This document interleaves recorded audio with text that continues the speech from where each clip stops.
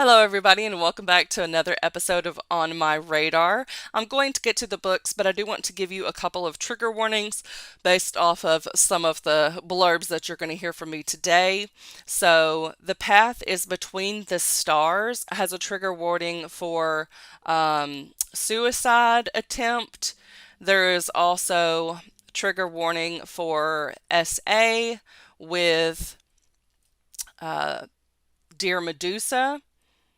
And there is also a repeating day of violence that happens in Midnight Strike. It's like a bomb, and they've got to solve um, who set it off and if they can stop it. So yeah, there's lots of triggers going on in the books that I'm talking about today, but they do sound very interesting. So hopefully you'll find something that you'll enjoy. I just wanted to let you know that that content is going to be talked about more in depth in these blurbs. So wanted to give you enough information to where you could skip over those books if those are the sort of things you don't want to hear about. There's timestamps down below as well as links to all of these books if you would like to learn more information about them, read reviews, or order them. And it is affiliate links. Also, there is a link down below for the Book of the Month referral. I did not put any Book of the Months on here for this week, but there were quite a few that were coming out this week, so you might want to check out what those options are. And there is also a link down below for authors if you would like to put your book in front of me. Doesn't mean that I'm going to feature it, but I probably will if I know about it. So just fill out the form, that'll give you a chance, and that's all I've got for you. A Long Stretch of Bad Days by Mindy McGinnis is pitched as young adult fiction, thrillers, and suspense crime, and comes in at 368 pages. Award winning author Mindy McGinnis delivers a thrilling and gripping YA mystery about two teen girls who start a podcast investigating an infamous series of events from their small town's past, setting in motion an unraveling of secrets that someone will stop at nothing to keep buried. Lydia Chase doesn't mind living in a small town. She just doesn't want to die in one. A lifetime of hard work has put her on track to attend a prestigious journalism program and leave Henley behind, until a school error leaves her a credit short of graduating. Undeterred, Lydia has a plan to earn that credit, transform her listener friendly local history podcast into a hard hitting truth telling expose. She'll investigate the long stretch of bad days, a week when Henley was hit by a tornado and a flash flood, as well as its first and only murder, which remains unsolved. But Lydia needs help to bring grit to the show. Bristol Jameson has a bad reputation and a foul mouth, but she also needs a credit to graduate. The unexpected partnership brings together the Chase family, a pillar in the community, and the rough and tumble Jamesons, of whom Bristol hopes to be the first to graduate. Together, they dig into the town's worst week, determined to solve a murder. Their investigation unearths buried secrets, a hidden betrothal, lost family treasure, and a teen girl that disappeared. But the past is never far, and some don't want it to see the light. As threats escalate, the girls have to uncover the truth before the dark history of Henley catches up with them. Dear Medusa by Olivia A. Cole is pitched as young adult fiction, social themes, sexual abuse, and comes in at 384 pages. This searing and intimate novel in verse follows a 16-year-old girl coping with sexual abuse as she grapples with how to reclaim her story, her anger, and her body in a world that seems determined to punish her for the sin of surviving. This is more than a story about sexual violence. This book is about race, sexuality, love, and how anger can be a catalyst for healing. That's a quote by Gabrielle Union, best-selling author, actress, and producer. 16-year-old Alicia Rivers has a reputation that precedes her, but there's more to her story than the whispers that follow her throughout the hallways at school. Whispers that splinter into a million different insults that really mean a girl who has had sex. But what her classmates don't know is that Alicia was sexually abused by a popular teacher, and that trauma has rewritten every cell in her body into someone she doesn't recognize. To the world around her, she's been cast, like the mythical Medusa, as not the victim but the monster of her own story, the slut who asked for it.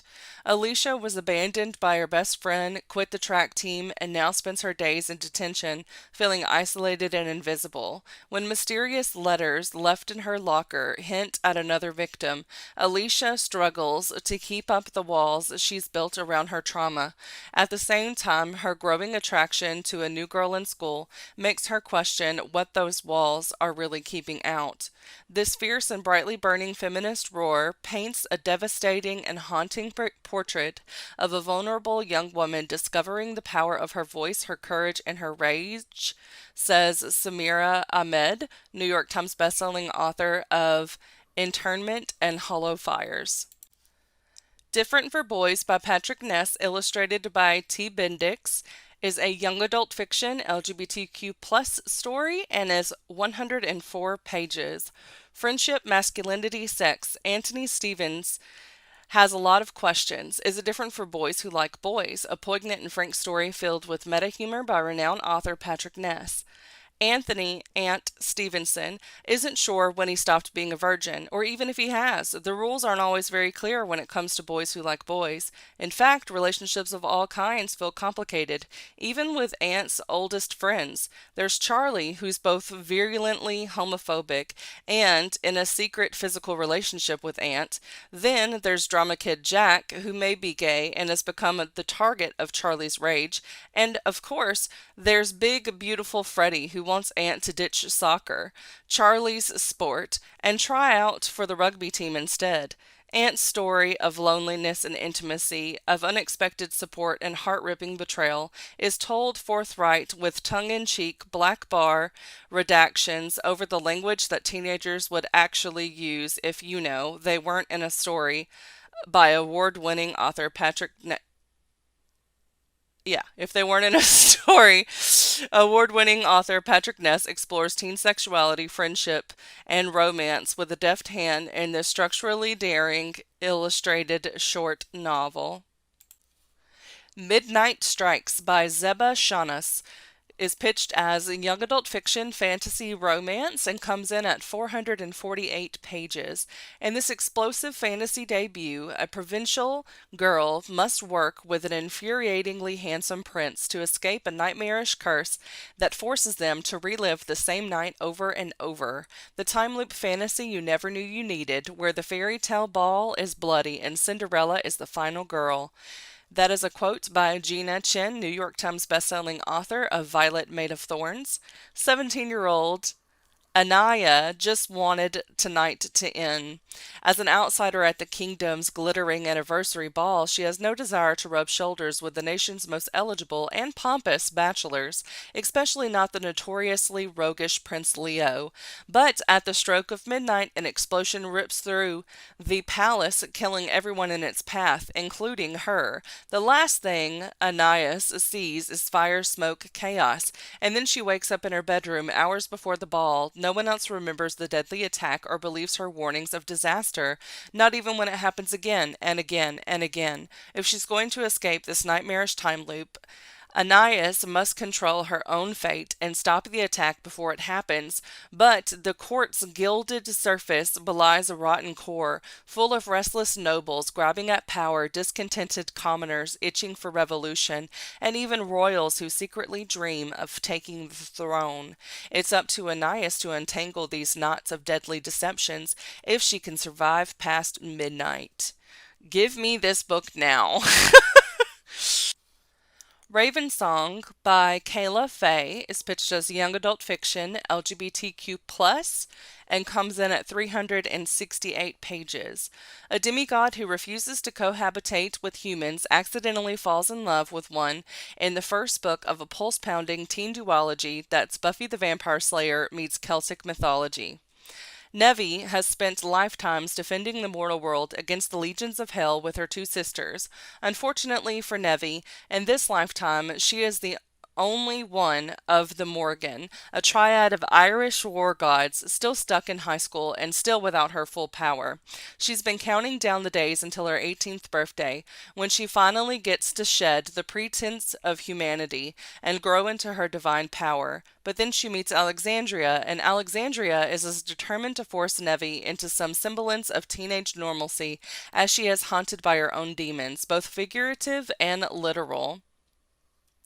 As they grow closer, Nevi decides that humanity, and perhaps love, isn't so detestable after all, which makes it all the more dangerous when she realizes that something in hell wants Alexandria, and it's up to Nevi and her sisters to save her before Alexandria's past catches up to all of them. Strictly Friends by Frances Mensah Williams is pitched as fiction, romance, romantic comedy, and it does not have a page length. This is actually an audiobook that's coming out. One Island Paradise, one hell of a choice. When Ruby Lamont's young son, Jake, starts telling tall tales about the dad who walked out on them 6 years ago, she realizes that, for her son's sake, it's time to find out the truth. It's not that she wants Kenny back in her life. Her best friend, charming commitment phobe Griffin, has always been more of a father figure to Jake. But if she can understand once and for all why Kenny broke her heart by leaving her, perhaps she and Jake can finally move on. Their journey takes them to heart-shaped Sorrel Island, a Caribbean paradise that, according to legend, was created as an enchanted refuge for lovers. For no-nonsense Ruby, romance is the last thing on her mind. Spoiling for a fight, she confronts her runaway ex, but he's a changed man, or so he claims, just as Ruby, starting to remember what she saw in Kenny, gorgeous American portrait artist Mac propositions her for a role as his muse, or more, and when Griffin shows up out of the blue, seemingly with more on his mind than friendly moral support, the tropical heat builds to an inferno. With sparks of lust and jealousy flying in all directions, Ruby has to wonder whether the magic of Sorrel Island is more than just a legend. As the truth of Kenny's departure and Griffin's arrival spills out, she seems destined for another devastating heartbreak. Shaken out of her state of romantic limbo, Ruby must discover whether people really can change, or if paradise has been on her doorstep all along. The next new Syrian Girl by Ream Shukairy is pitched as young adult fiction, social themes, friendship, and comes in at 416 pages. Fura meets I Am Not Your Perfect Mexican Daughter about the unlikely friendship between two very different Syrian girls, the pressures and expectations of the perfect Syrian daughter, and the repercussions of the Syrian Revolution, both at home and abroad. Khadija Shami is a Syrian-American high school senior raised on boxing and football. Saddled with a monstrous ego and a fierce mother to test it, she dreams of escaping her sheltered life to travel the world with her best friend. Lini Tahir is a Syrian refugee doing her best to adjust to a wildly unfamiliar society of a suburban Detroit high school while battling panic attacks and family pressures. When their worlds collide, the result is catastrophic. To Khadija or Chadija,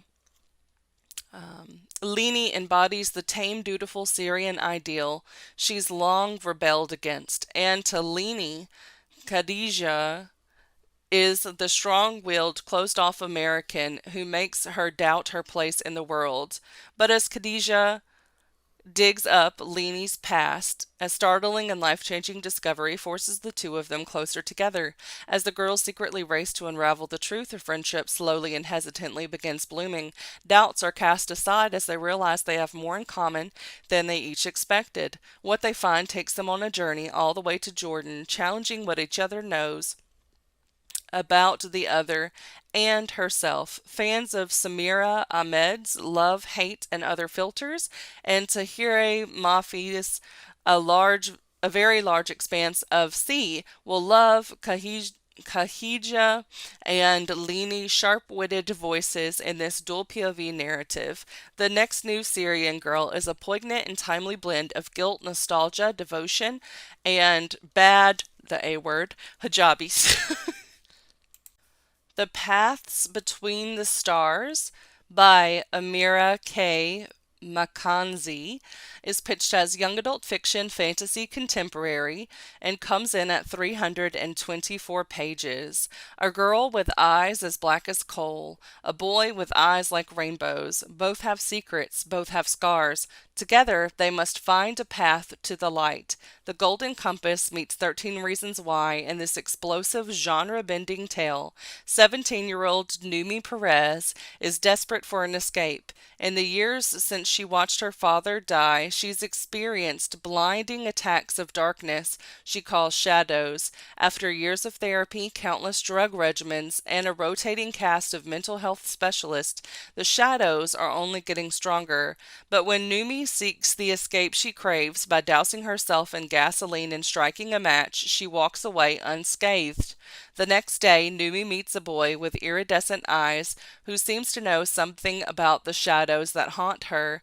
But when she asks his name, he vanishes. As the shadows grow stronger and threaten to swallow her whole, Numi must find a new way forward. The path she charts will open her eyes to worlds she could never have imagined, and put her in more danger than she could ever have believed. For fans of Madeline L'Ingles, Philip Pullman, and Laini Taylor comes an extraordinary new tale of hope, courage, and discovery.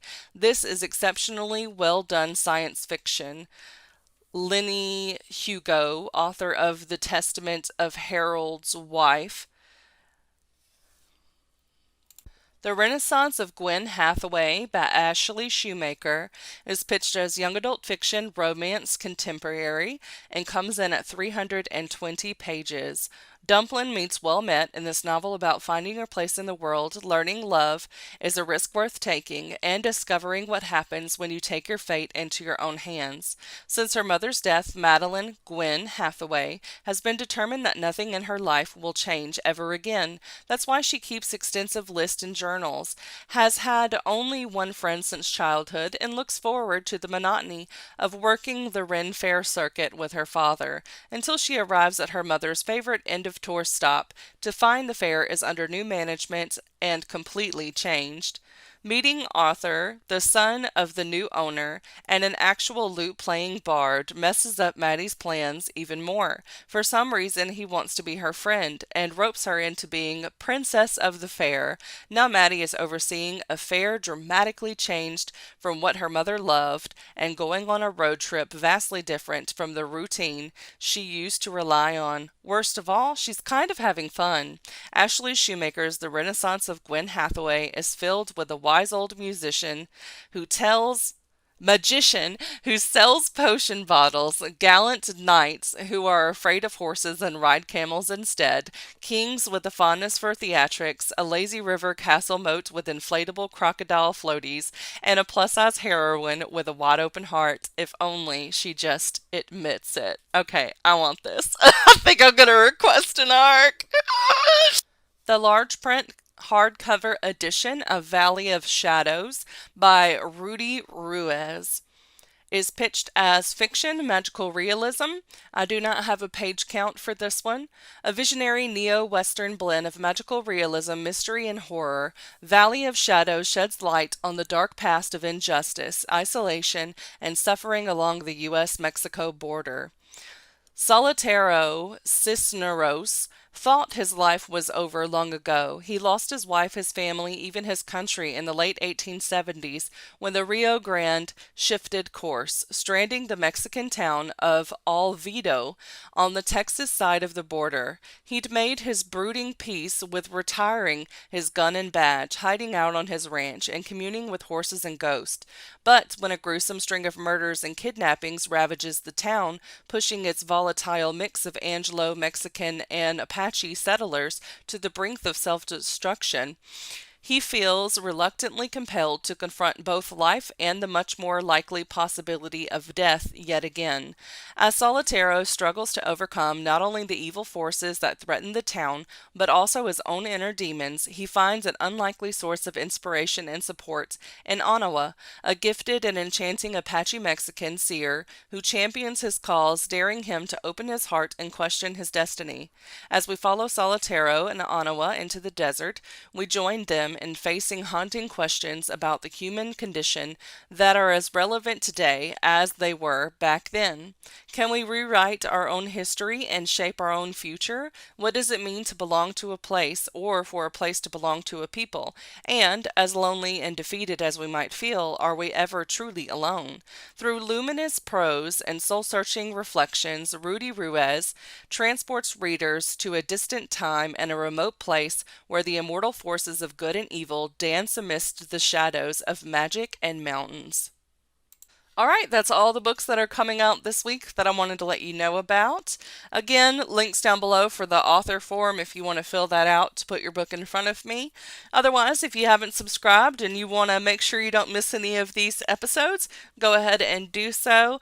You can also leave me a comment and let me know which of these books you didn't know about that I put in front of you that sound interesting, or anything else you want to tell me in the comments, unless it's mean. And I will see y'all later. Thanks so much for watching. Bye.